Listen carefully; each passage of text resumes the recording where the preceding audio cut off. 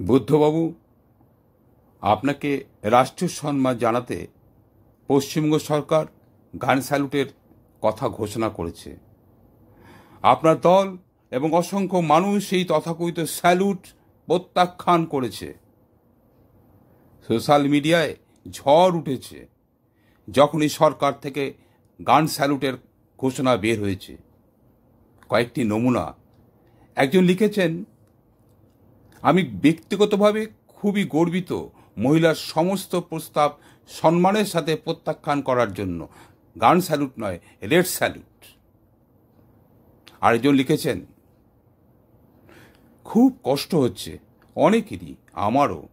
দ্বিতীয়বার অভিভাবকহীন হলাম। ছিলেন তো তবু। বিজ্ঞান বলে মৃত্যুর পর কিছু থাকে না। দর্শন, আদর্শ কিংবা স্বপ্ন তো থেকে যায় আজীবন। মার্কস আর রবীন্দ্রনাথের আস্থা রাখা মানুষটির চলে যাওয়ার দিনটিও কি আশ্চর্য সমাপতন।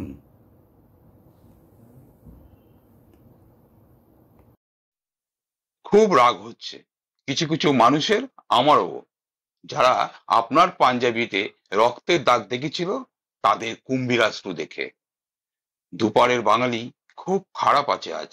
এই অন্ধকার সময়ে আপনার মুষ্টিবদ্ধ হাত, আপনার নির্মল হাসি স্মরণ করে যদি থেকে শুদ্ধির শিক্ষা নিতে পারি। আরেকটা কথা কমরেড, কথা দিলাম আবারও আপনাদের দেখানো পথে হাঁটব বাকিটা পথ। জানি আধারে আলোকবর্তিকারাই দিক দেখায়, তবে স্পষ্ট করে বলছি আমাদের কোনো গান স্যালুটের প্রয়োজন নেই। কেন গান স্যালুটে আপত্তি? একটি উদাহরণই যথেষ্ট। জ্ঞানেশ্বরী এক্সপ্রেস 2010 সালে পশ্চিম মেদিনীপুরের ঝাড়গ্রামের কাছে লাইনচ্যুত হয়েছিল না? 148 জনের মৃত্যু আর 180 জনের গুরুতর আহত হতে হয়নি? তদন্তের আগেই বলা হয়নি যে ওটা সিপিআইএমের কাজ? তদন্তে প্রকাশ পেয়েছিল ওই কাজ করেছিল পুলিশি সন্ত্রাস বিরোধী জনসাধারণের কমিটি।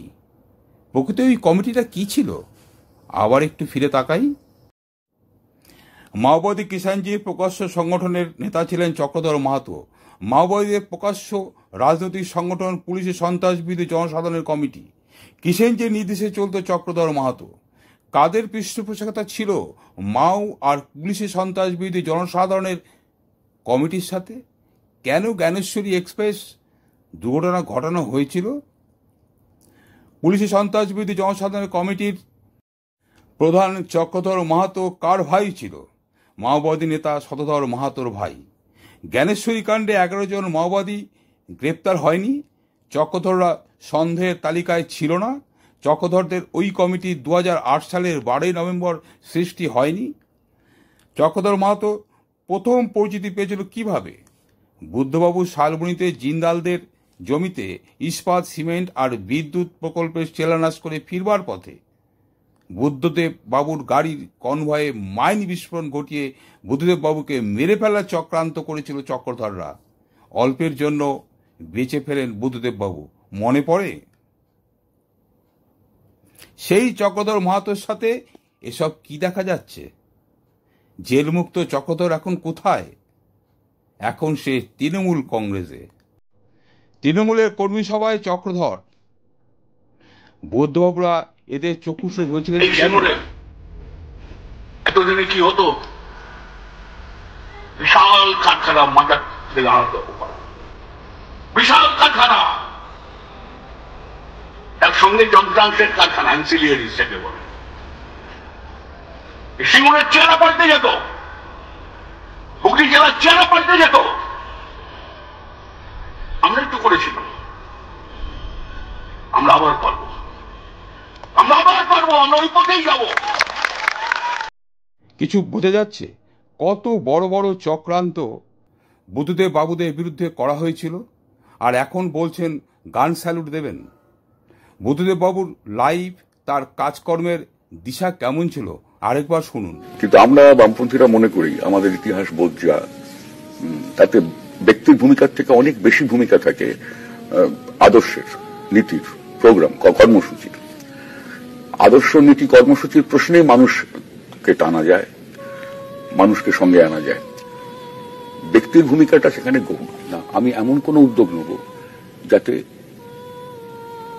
অনেক ধরনের ছেলেরা চাকরি পেতে পারেন এবং সে যে নিয়ম নীতি আছে দেশে, এমপ্লয়মেন্ট এক্সচেঞ্জ আছে। ধরুন আমরা হলদিয়া পেট্রোকেমিক্যাল কমপ্লেক্স করেছি, আজকে ডাউনস্ট্রিমে 400 কারখানা হয়েছে, 12,000 ছেলেমেয়ের চাকরি হয়েছে।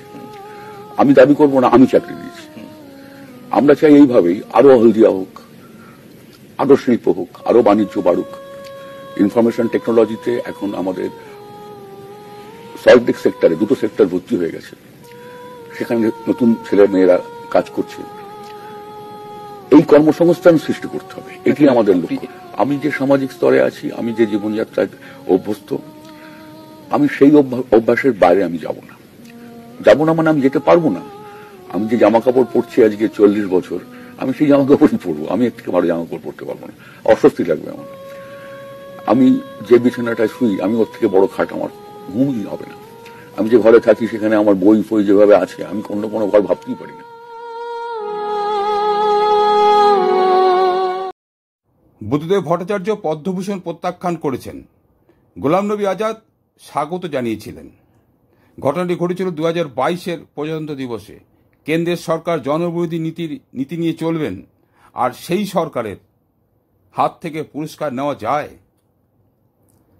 বুদ্ধবাবুকে চেনা খুব কষ্ট নয়, দরকার শুধু টান টান মেরুদণ্ড। তবুও সোশ্যাল মিডিয়ায় একজন লিখলেন, গান স্যালুটটা রাষ্ট্রীয় সম্মান, কাজে সেটা প্রত্যাখ্যান করাটা সঠিক কাজ হবে না। যিনি এমন কথা লিখেছেন তাকে নতুন করে কিছু বলার নেই, বলার আছে শুধু যারে তুমি দাওনি মালা, মরণে কেন তারে দিতে গেলে। তাই বুদ্ধদেববাবুর গান স্যালুট নয়, তার জন্য শুধুই রেড স্যালুট।